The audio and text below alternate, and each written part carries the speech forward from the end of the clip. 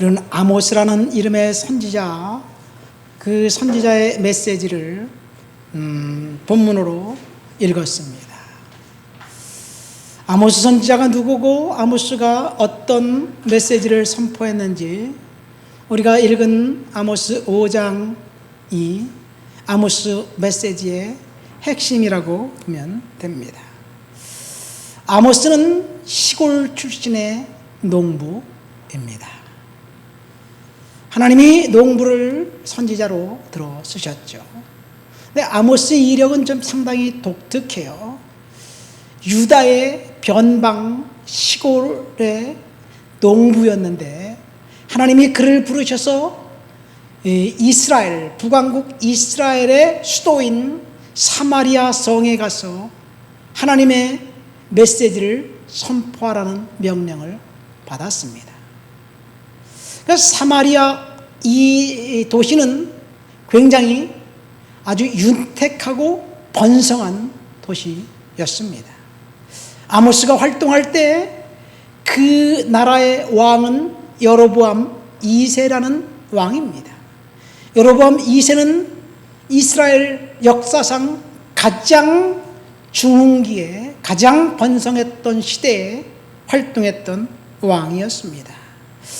아모스 활동했던 그 시대, 여로보암 2세가 활동했던 그 시대, 세속 역사로 볼 때는 로마의 로물루스 형제가 이제 로마 제국을 막 시작했던 때였고, 우리나라 역사는 고조선 단군 할아버지가 왕으로 있었던 때예요. 근데 사실 우리나라 고조선 단군 할아버지가 2000년 동안 왕 노릇을 했어요. 다 단군이에요. 우리나라 그러니까 고대사는 역사가 그냥 통째로 단군 할아버지 이름으로 퉁쳤다고 보면 됩니다. 차제에 이 고구려가 시작됐을 때 예수님이 활동했던 시대와 비슷합니다. 어쨌든 이 우리나라는 고조선 역사도 모르는 그 시대였는데 이스라엘의 그 북왕국 사마리아는 굉장히 번성했던 시대를 살았습니다. 아모스가 활동했던 그 시대, 그 시대의 사회상, 그 사회상은 오늘날 현대 우리나라 대도시 서울 이곳에서 일어난 일과 비슷합니다. 어쩜 아모스 시대의 사회상이 지금 우리나라와 비슷한지 모르겠습니다. 강남의 고급 술집, 그 술집을 드나드는 졸부들, 여러분 강남의 고급 술집과 그 술집에 드나드는 졸부들이 어떤 상태인지 알아요? 모르지요? 전 알아요. 매일 그 술집을 방문하니까 제가 흥청망청 정말 정신이 없습니다. 남의 돈을 흥청망청 써대는 고위직, 권력에 줄되어 비리를 저질러 발각됐음에도 불구하고 모르쇠로 일관하며 나는 그렇지 않다고 말하는 뻔뻔한 정치인들, 정직과 거룩을 외쳐야 될 성직자들마저도 권력에 줄대고 돈에 줄대고 세속 향락에 이제 줄대고 있는 그런 정의가 사라진 사회, 아모스 시대의 사회상이 오늘 우리가 매일 눈 뜨면 조간신문에서 볼 수 있는 이야기, 저희들이 유튜브를 통해서 접하는 그런 이야기가 아모스 시대의 사회상입니다. 아모스 시대의 이스라엘은 사치가 극에 달했습니다. 사람들이 이제 그 향락에 빠졌습니다. 고급 음식과 술과 이제 그 포도주에 심취해 있었습니다. 가난한 사람들을 압제했고 부정직한 상행이 법정에서는 뇌물을 인해서 부정부패가 이제 날마다 횡행했던 그런 시대였습니다. 불법과 불의에 의한 수탈이 아모스 시대의 이스라엘의 사회상이었습니다.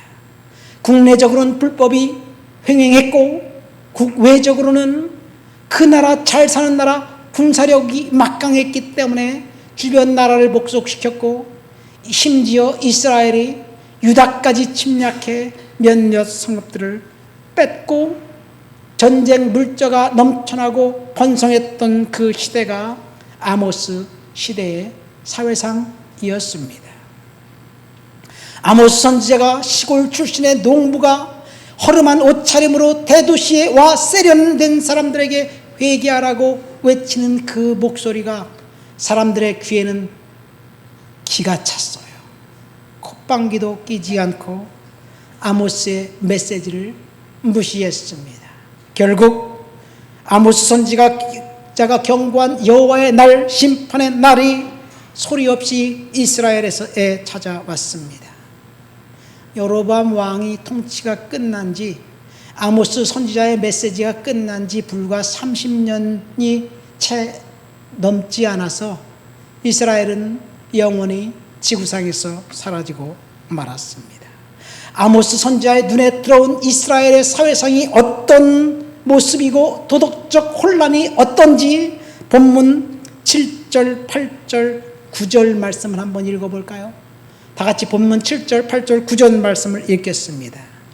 정의를 쓴 쑥으로 바꾸며 공의를 땅에 던지는 자들아, 묘성과 삼성을 만드시며 사망의 그늘을 아침으로 바꾸시고 낮을 어두운 밤으로 바꾸시며 바닷물을 불러 지면에 쏟으시는 이를 찾으라. 그의 이름은 여호와이시니라. 그가 강한 자에게 갑자기 패망에 이르게 하신즉 그 패망이 산성에 미치느니라.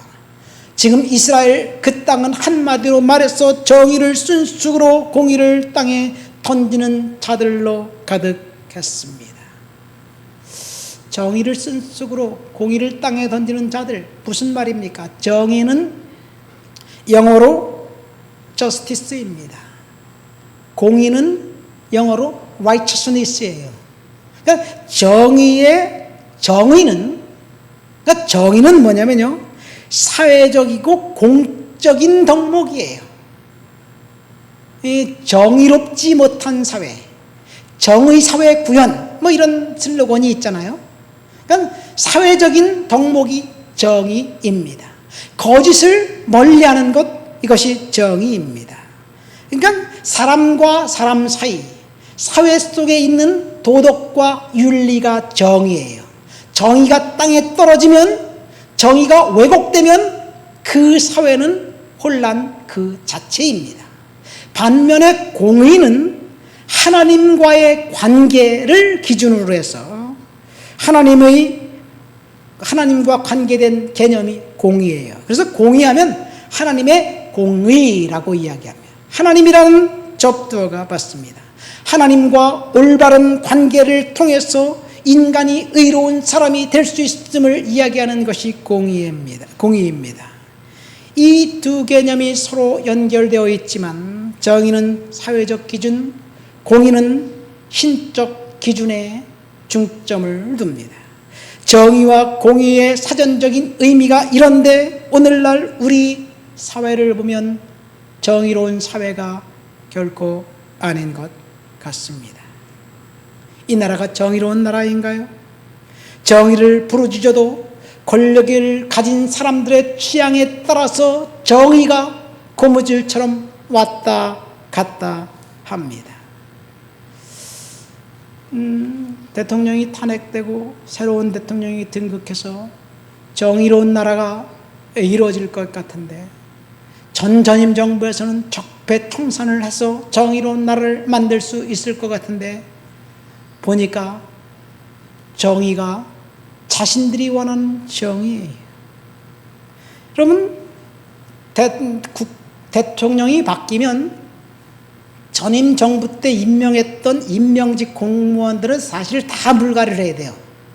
그냥 빨리빨리 사표를 내고 그 전임 대통령이 자기의 코드에 맞는 인사들을 임명해서 그 코드에 맞춰서 이제 정부를 운영해야 합니다. 그래야지 돼요. 그런데 전임 정부에서 임명했던 공무원이 안 나가겠다는 이야기예요. 왜 안 나가겠다냐?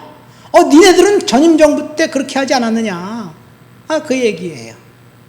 전임 정부 때 임명했던 모 인사가 끝까지 자기의 임기가 마칠 때까지 임기를 맞추면서 정부와 대립각을 항상 일으키면서 굉장히 소란스러웠어요. 그때 야당은 그를 지지해 주었습니다. 그런데 정권을 바뀌자 나가라고 윽박지르는 거예요. 여러분, 나가줘야 돼요, 제가 볼 때는. 그런데 그것을 주장하는 사람들이 자기가 그럴 때는 상관이 없고, 자기가 대통령이 되자 대통령실 무슨 자금이에요? 이 대통령실 자금, 특활비 영원으로 만들어 버렸어요. 대통령실 특활비를 영원으로 만들니까 대통령실에서 일을 할 수 없다. 그러니까 어떤 한 국회의원이 특활비가 없다고 일을 못한다는 것 말이 안 된다. 이렇게 말한 사람이 지금 대통령 된 사람이에요. 근데 그가 대통령이 되자 특활비를 추경으로 만들어 버렸어요. 그러니까 제가 누구를 비난하고 누구를 두둔하려는 것이 아니에요. 정의가 기준에 따라 바뀐다면 이것은 정의가 아닙니다. 차지에 또 한마디 할까요? 2011년 일본 지진으로 말미암아 일본의 원자력 발전소 방사능이 유출되었습니다. 그래서 유출된 방사능 물질들을 탱크에 잡아넣고 그 탱크에 보관하는데 10년이 지나서 유출된 방사능 물질을 도저히 더 이상 쌓아놓을 수가 없어요. 그래서 2년 전에 2023년도에 일본에서 전 세계에 이야기하고 또 한국과 중국과 일본에 이야기하고 우리가 방사능 물질을 바다로 흘려보낼 수밖에 없습니다. 이야기하면서 물을 섞어서 바닷물을 섞어서 희석해서 세슘 농도가 이제 안전 상태가 될 때까지 희석시켜서 바다로 흘려보냈어요. 그런 이야기를 들으면 우리들 불안합니다. 원전 폐기물이 바다에 흘려보낸다? 말도 안 돼요. 그런데 그래서 지금 일본에 대해서 대립각을 세우면서 친일파 이야기하면서 일본을 혹독하게 다뤘던 사람이, 그 사람들이 북한에서 불과 몇 달 전에 이 북한 평산의 우라늄 공장의 핵 폐수를 예성강을 통해서 그냥 강물로 흘러 보내버렸어요. 지금 그 핵 폐수가 예성강을 통해서 한강하고 김포 그 만을 통해서 서해바다로 흘러 들어왔습니다. 그런데 일본 핵 폐수는 처리한 건데 북한은 그냥 방류시켜버렸어요. 그래서 지금 중국에서는 그러니까 우리나라 서해, 황해 바다에 있는 중국 배들, 북한 수역에서 고기잡이 하던 배들이 단 한 척도 없이 다 사라져버렸어요. 왜 그래요? 핵 폐기물 때문에 그렇습니다. 그런데 일본 대지진 때 그렇게 이 목소리를 높이면서 정부를 압박했던 사람들이 북한에서 흘려보낸 폐수에 대해서는 단 한마디 말도 없습니다. 이것이 정의인가요? 그러니까 인간의 정의는 정말 어처구니 없게도 자기 자신의 관심에 따라 다른 거예요. 반면에 공의는 하나님의 기준입니다. 하나님의 눈에 의로운 사람 단 한 명도 없을 것입니다. 그러나 예수께서 흘리신 보혈의 은혜 때문에 저와 여러분들은 하나님의 공의의 입장에서 볼 때 하나님이 의로운 사람이라고 칭해 주셨다는 사실을 믿으시기를 예수님의 이름으로 축원드립니다. 어쩌면 아모스 시대 아모스가 부르짖었던 정의를 쓴 수고로 바꾸며 공의를 땅에 던지는 자들아, 이 말씀이 오늘날 권력을 갖고 있는 이 땅의 권력자들, 이 땅의 하나님을 믿는 저와 여러분들에게 주는 책망이 아닌가 생각됩니다. 아모스의 책망, 무엇이 정의를 쓴 쑥으로 바꾸고 무엇을 공의를 땅에 던진 행동이었는지 구체적으로 아모스가 정확하게 지적해주고 있는데 11절과 12절입니다. 한번 다 같이 읽어보시겠습니다. 너희가 힘없는 자를 밟고 그에게서 미래 부당한 세를 거두었은즉 너희가 비록 다듬은 돌로 집을 건축하였으나 거기 거주하지 못할 것이요 아름다운 포도원을 가꾸었으나 그 포도주를 마시지 못하리라. 너희의 허물이 많고 죄악의 무거움을 내가 아노라. 너희는 의인을 학대하며 죄의 뇌물을 받고 성문에서 가난한 자를 억울하게 하는 자로다. 아모스의 청중들이 행했던 어떤 행동이 정의를 왜곡하는 것이었나요?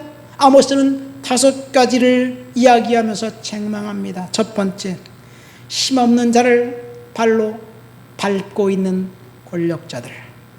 두 번째, 부당한 세를 거두는 관리들. 세 번째, 의를 학대하고 네 번째, 뇌물을 주고받고 마지막 5번째, 가난한 자를 억울하게 하는 행동이 북왕국 이스라엘에서 공공연하게 행해졌던 사악한 일들이었습니다. 그런데 그 일들은 그때 그 사건, 아모스 시대에만 있었던 일들인가요? 오늘날 Here and Now 여기에 어떤 일이 벌어지고 있나요?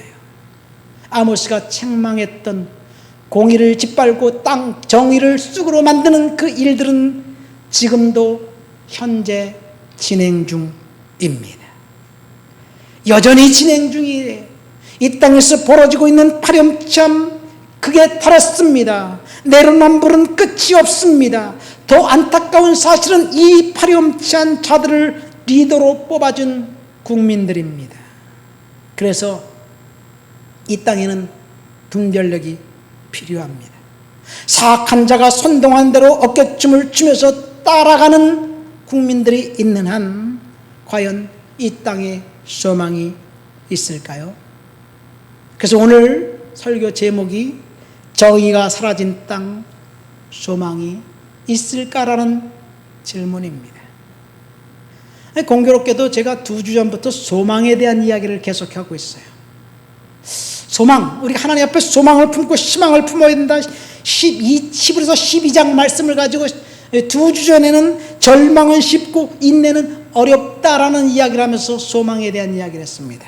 여러분, 성경을 쭉 창세기부터 끝까지 읽어보면 인내는 환난이라는 나무 위에 하나님이 걸어 놓았습니다. 저와 여러분들이 환난을 인내하면서 견딜 때 그것이 소망이 된다는 사실을 믿음으로 받아들이시기를 예수님의 이름으로 축원드립니다. 히브리서 11장에 나와 있는 믿음의 영웅들은 모두 다 어려운 소망을 품고 인내를 선택했습니다.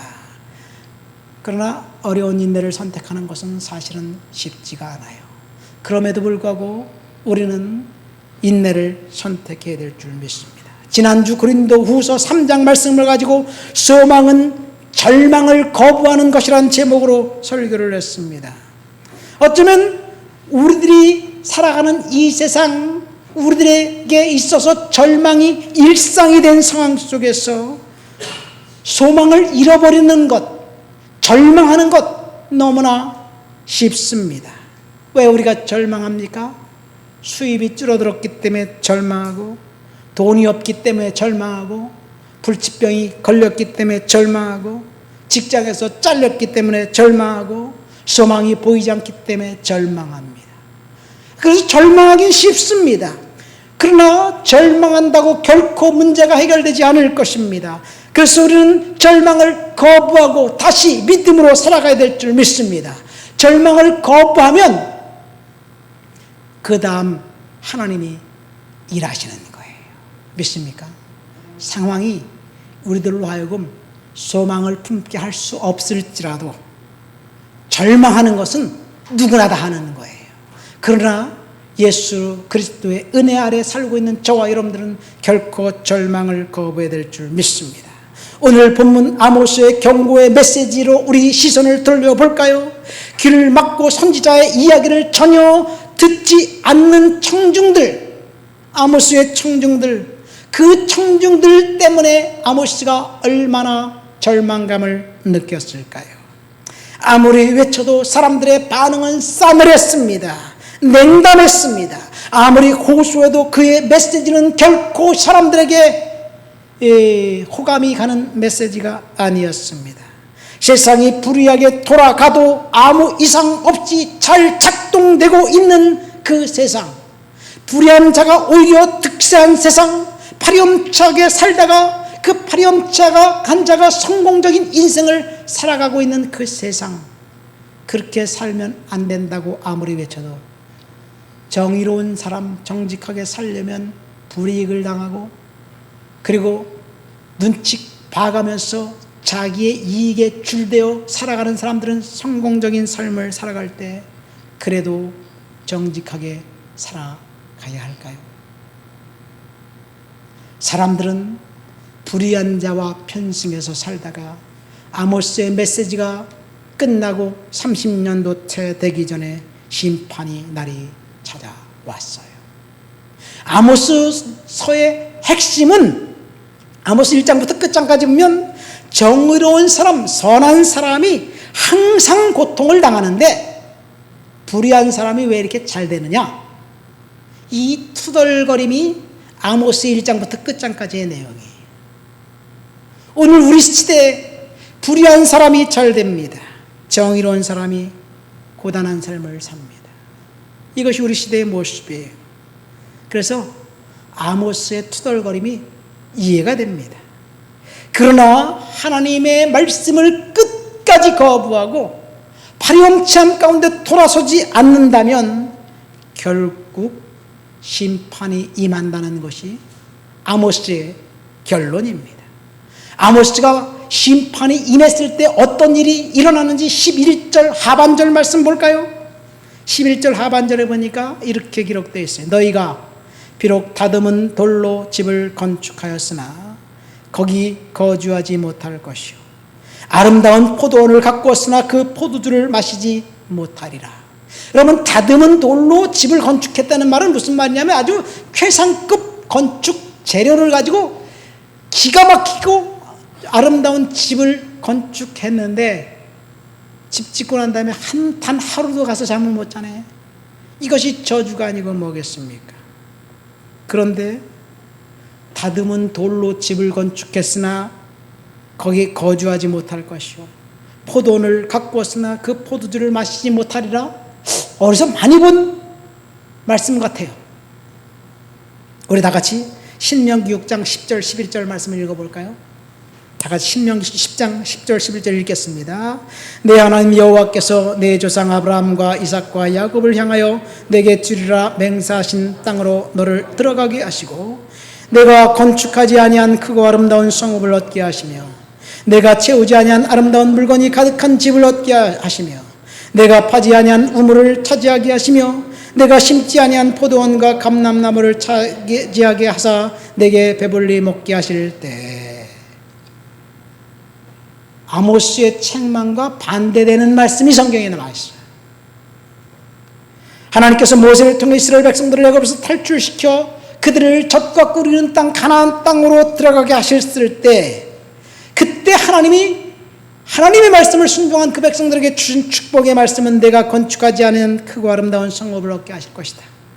내가 채우지 아니한 아름다운 물건이 가득한 집에 살게 하실 것이다. 내가 파지 아니한 우물을 먹고 내가 심지 아니한 포도원과 감람나무의 열매를 따먹게 될 것이다. 여호수아를 통해서 이제 모세를 통해서 이스라엘 백성들에게 약속한 거예요. 이 약속을 근거로 여호수아가 이제 마지막 죽기 직전에 고별 설교로 백성들에게 이렇게 선포합니다. 여호수아 24장 한번 읽어볼까요? 여호수아 24장 13절 다 같이 읽겠습니다. 내가 수고하지 아니한 땅과 너희가 건설하지 아니한 성읍들을 너희에게 주었더니 너희가 그 가운데서 거주하며 너희는 또 너희가 심지 아니한 포도원과 감람나무의 열매를 맺는다 하셨느니라. 지금 이스라엘 백성들이 젖과 꿀이 흐르는 땅 가나안 땅에 들어가서 그들이 건설하지 않은 성읍들을 차지해서 지금 살고 있습니다. 그들이 심지 않은 포도원과 감람나무 열매를 먹고 있습니다. 그러면서 여호수아가 이제 죽을 때가 되었어요. 그래서 백성들을 모아놓고 다시 백성들에게 다짐을 시키는 거예요. 그 다음 구절 한번 읽어볼까요? 여호수아 24장 14절부터 16절까지 읽겠습니다. 그러므로 이제는 여호와를 경외하며 온전함과 진실함으로 그를 섬기라. 너희 조상들이 간 저쪽과 애굽에서 섬기던 신들을 치워버리고 여호와만 섬기라. 만일 여호와를 섬기는 것이 너희에게 좋지 않게 보이거든 너희 조상들이 강 서쪽에서 섬기던 신들이든지 또는 너희가 거저는 땅에 있는 아모리 족속의 신들이든지 너희가 섬길 자를 오늘 택하라. 오직 나와 내 집은 여호와를 섬기겠노라 하니 백성이 대답하여 이르되 우리가 결단코 여호와를 버리고 다른 신들을 섬기지 아니하오리니. 여호수아가 이제 죽기 바로 직전에 고별 설교를 하면서 하나님의 약속을 상기시키면서 지금 결정해라. 하나님을 섬길 것인지 우상을 섬길 것인지 지금 결정하라. 너희들이 어떻게 결정하든지 간에 나와 내 집은 오직 여호와만 섬기겠다고 이야기합니다. 그러니까 백성들이 우리도 오직 여호와만 섬기겠습니다. 그렇게 맹세를 합니다. 하나님을 섬기고 하나님을 순종할 때, 말씀에 복종했을 때 하나님이 축복해 주셨지만 아모스 선지자의 경고는 그 반대입니다. 왜요? 하나님을 떠났고 불의한 자가 득세하는 세상이 되었기 때문에 그렇습니다. 그래서 하나님의 심판은 혹독합니다. 하나님은 아모스를 통해서 이제 심판을 이야기하면서 요구하는 것은 딱 한 가지였습니다. 하나님이 아모스를 통해서 요구하는 것이 뭔가? 오늘 본문 아모스 5장 4절과 6절, 14절과 15절 다 같이 읽겠습니다. 4절과 6절, 4절부터 6절까지. 여호와께서 이스라엘 족속에게 이와 같이 말씀하시기를 너희는 나를 찾으라. 그리하면 살리라. 베델을 찾지 말며 길갈로 들어가지 말며 브엘세바로도 나아가지 말라. 길갈은 반드시 사로잡히겠고 베델은 비참하게 될 것임이라 하셨나니 너희는 여호와를 찾으라. 그리하면 살리라. 그렇지 않으면 그가 불같이 요셉의 집에 임하여 멸하시리니 베델에서 그 불을 끌 자가 없느니라. 여기 보면 하나님을 찾으라는 이야기예요. 여러분, 우리는 반드시 하나님을 찾아야 될 줄 믿습니다. 14절과 15절 말씀도 한번 읽어볼까요? 너희는 살려면 선을 구하고 악을 구하지 말지어다. 만군의 하나님 여호와께서 너희의 말과 같이 너희에게 함께 하시리라. 너희는 악을 미워하고 선을 사랑하며 성문에서 정의를 세울지어다. 만군의 하나님 여호와께서 혹시 요셉의 남은 자를 불쌍히 여기시리라. 하나님이 아모스를 통해서 백성들에게 요구하는 것은 딱 한 가지였습니다. 그것은 하나님을 찾으라.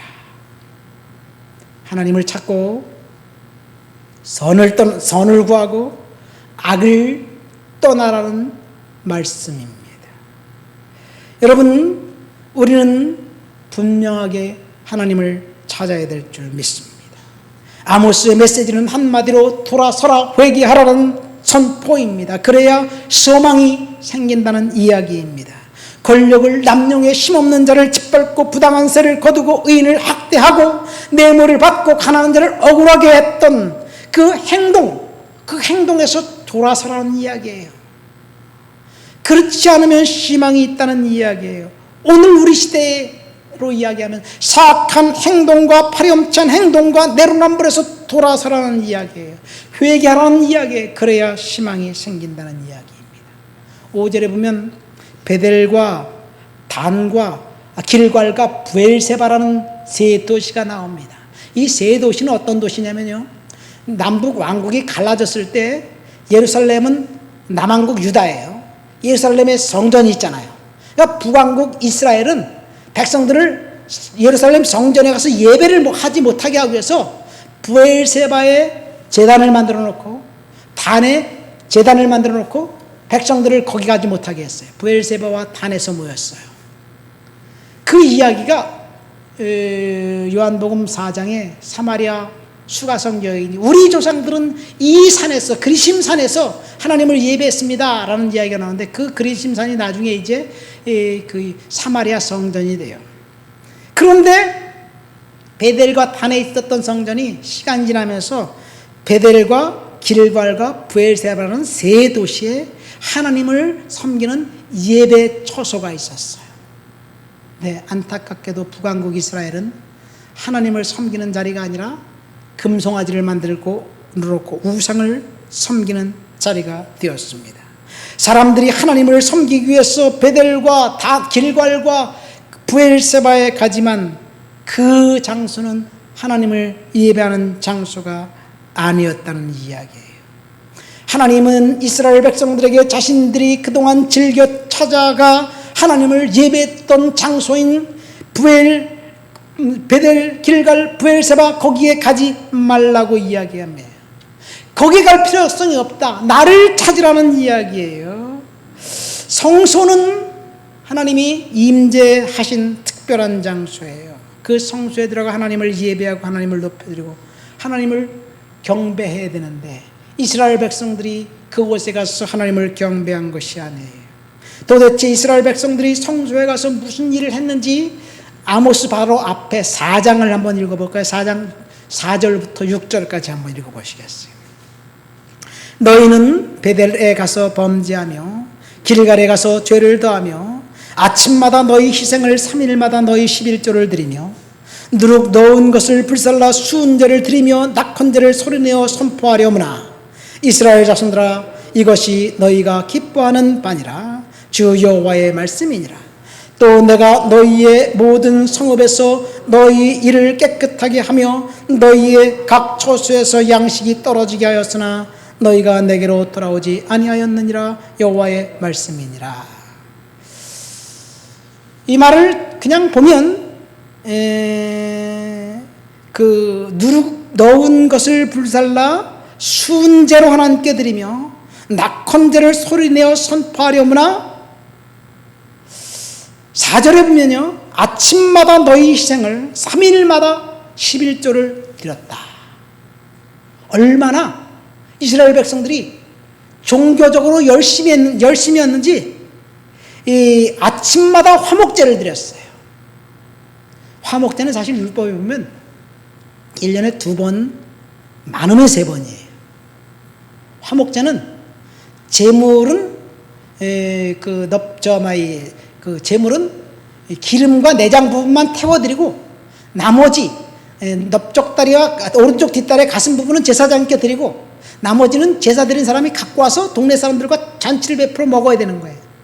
화목제를 아침마다 드렸다는 것은 날마다 잔치했다는 이야기예요. 하나님께 예배하고 날마다 잔치했다는 이야기예요. 근데 그 잔치가 하나님을 예배드렸는지 하나님은 나는 받은 적이 없다는 이야기예요. 수은제라는 말이 성경에 나와 있나요? 수은제, 제사 속제제, 속건제, 화목제, 번제, 이런 소제 이런 데 보면 수은제는 없어요. 여러분 이스라엘 백성들이 드린 수은제는 영어로 Thanksgiving offering이에요. 감사 헌금이에요. 날마다 감사 예물을 드렸어요. 근데 수은제를 여기 보니까 누룩 넣은 것을 불살라 수은제를 드렸다.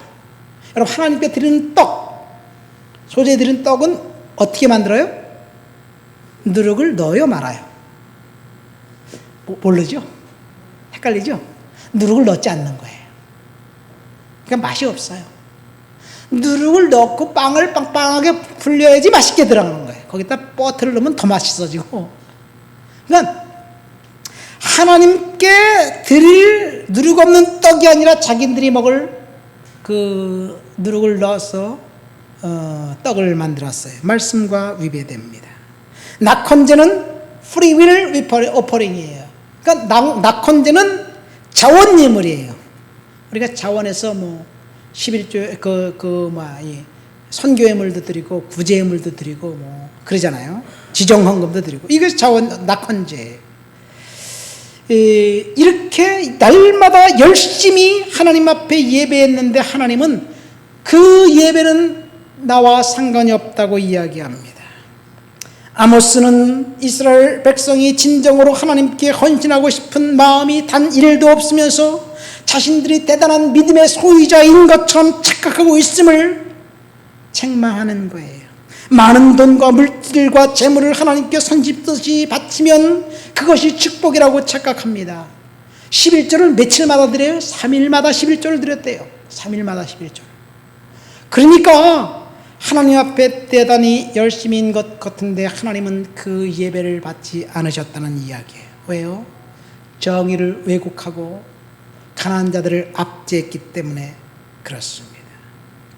저와 여러분들이 하나님 앞에 예배하고 하나님을 높여드렸다고 주일 성수했다고 그래서 안전할 것이라고 착각하고 있는 것과 비슷한 상황이 아닌가 생각됩니다.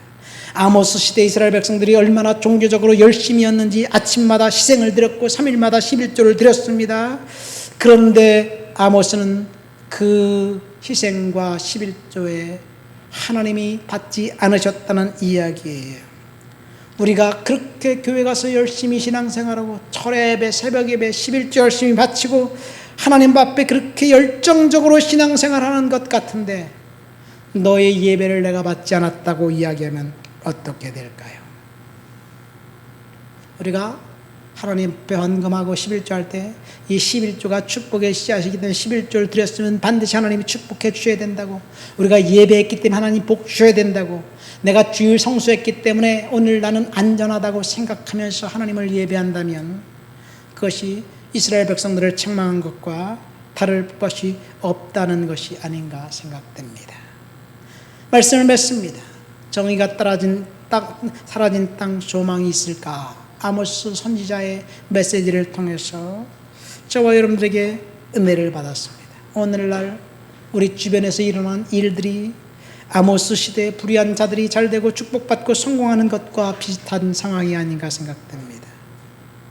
여러분, 우리는 하나님 앞에서 우리 자신을 돌아보면서 하나님께 돌아오라는 그 말씀, 우리는 경청해야 될 줄 믿습니다. 악을 떠나고 선을 행하라는 말씀, 우리 반드시 경청해야 합니다. 아모스의 선포가 있은 지 정확하게 30년이 지나고 난 다음에 북왕국 이스라엘은 아수르의 군대에 의해서 멸망당했습니다. 그래서 아모스는 끝까지 돌아오지 않는 그 백성들에게 여호와의 날, 심판의 날을 선포했습니다. 이 심판은 불순종한 백성들, 하나님을 멸시했던 백성들, 그 백성들에게 임한 암울한 날이었습니다. 저와 여러분들이 하나님 앞에 돌아오지 않는다면 하나님이 분명하게 심판할 거예요. 하나님이 요구하시는 것이 무엇입니까? 6절 말씀 보니까 너희는 여호와를 찾으라. 14절 말씀해 보니까 너희는 살려면 선을 구하고 악을 구하지 말지어다. 15절 너희는 악을 미워하고 선을 사랑하며 성문에서 정의를 세울지어다. 지금 우리가 하나님 앞에 이 땅을 바라보면서 정의가 왜곡된 이 땅에서 우리들만큼이라도 하나님 앞에 다시 정신을 가다듬고 하나님을 찾아야 될 줄 믿습니다. 그래야 소망이 있습니다. 정신없이 불의한 자가 잘되는 것을 따라가면서 우리가 불의에 빠져 있을 때 심판이 임하겠다는 사실 믿으시길 예수님의 이름으로 축원드립니다. 우리 다 같이 말씀 생각하고 통성으로 기도합니다. 하나님, 믿음으로 은혜로 살아갈 주여 도와주옵소서. 기도합니다. 하나님 아버지, 감사합니다. 오늘도 주님 앞에 나와 주를 높여드리고 주를 찬양하고 주를 예배합니다. 믿음으로 능력으로 은혜로 살아갈 주여 도와주시옵소서. 성령님 만져 주옵소서. 주를 높여드리고 주를 찬양하고 주를 예배합니다. 예수님의 이름으로 기도합니다. 아멘. 우리 하나